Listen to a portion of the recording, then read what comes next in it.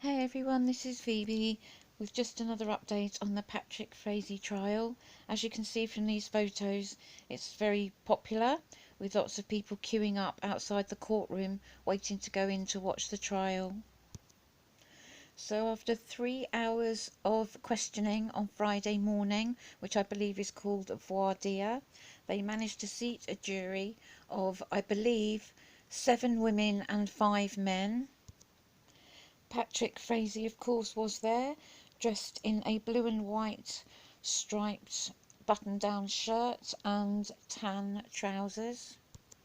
And he sat listening intently at the defence table, listening as the lawyers questioned the men and women who were going to be his jury. One potential juror said that she didn't think she could make such a big decision. Others said that they no longer thought they could be impartial after reflecting the nature of the case. One woman said, "I had no idea what I was coming here for." But there were many jurors that did feel that they could be fair and impartial. One man said, "We should be able to find 16 people in this room who mean what they say and do what they say." And another man said, "I don't pay much attention to the news because it's mostly bogus." And apparently there were more than a dozen reporters in the courtroom, and fortunately none of them reacted out loud to that comment.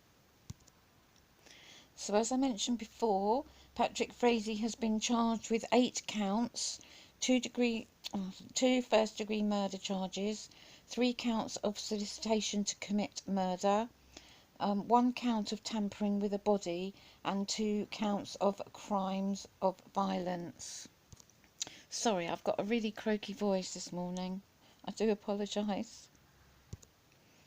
And of course, prosecutors have not sought the death penalty in this case. I think the majority of this case is going to be down to the former Idaho nurse Crystal Kenny's testimony and what she told law enforcement, and that was pretty much what both the prosecution and the defence based their opening arguments on, although they have both given a very, very different story. So the prosecutors have stated pretty much what Crystal Kenny has told them. That's the story that they're going with. But the defence apparently have said that the crime was not even committed on Thanksgiving Day, that it was committed on the 24th of November, not the 22nd, and that it did not happen in Kelsey's home.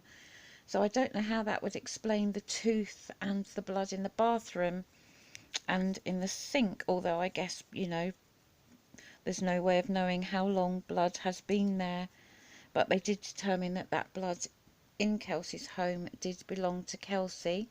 They also found blood of an unknown male mixed in with Kelsey's blood, and that DNA from that blood did not belong to Patrick Frazee. So the prosecutor is called Jennifer Veerman, and Patrick Frazee's defence attorney is called Ashley Porter. Jennifer Veerman described Patrick as the face of a cold, calculating manipulator. And she told jurors that Patrick Frazee had asked Crystal Kenny, or Crystal Lee, KK as she's now known, at least 3 times to kill Kelsey.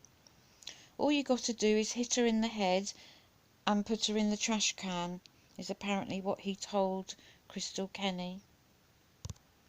The prosecutor continued that Frazee then killed Kelsey in her home and then texted Crystal Kenny to say that she had a mess to clean up. I am going to do a separate video, just as a short one, summarising Crystal Kenny's story, just to keep everybody up to date, because it has been a while, certainly since I've heard the story. So just to clarify all the details, I thought I would just do a short video on what her story is. Crystal Kenny, of course, has made a plea deal in which she has agreed to testify against him, and for that she pleaded guilty to evidence tampering for moving Kelsey's cell phone.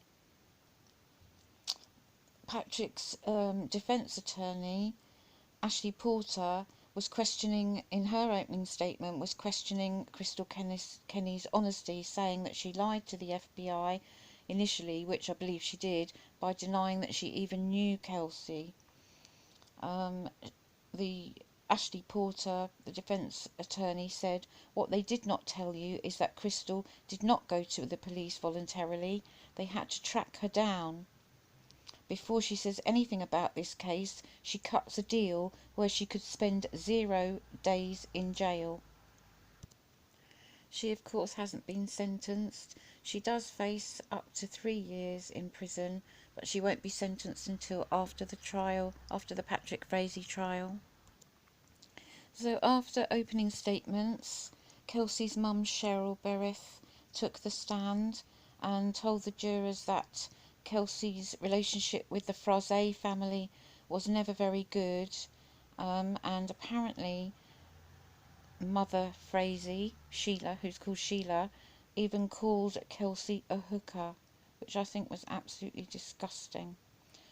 Apparently the relationship with Kelsey's relationship with the Frazee family worsened after she told them that she was pregnant in the summer of 2017.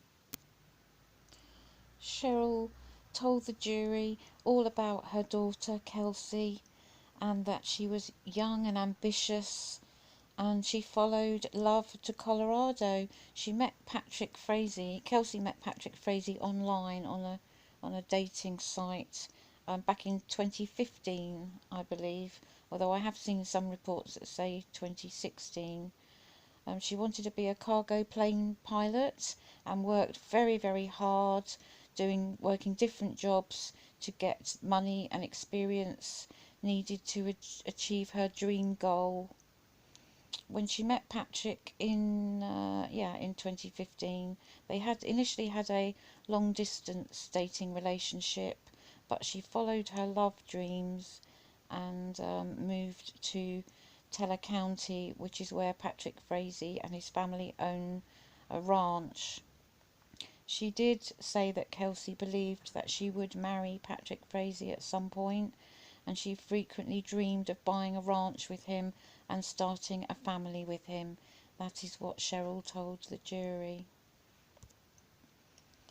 Cheryl spoke in a calm, soft voice as she described her relationship with her daughter, and she did break down when she told the jury about the last time that she spoke with Kelsey on Thanksgiving. She also told them how she texted Patrick Frazee on the day that he allegedly killed her daughter, and it seemed at the time like a normal conversation, she said.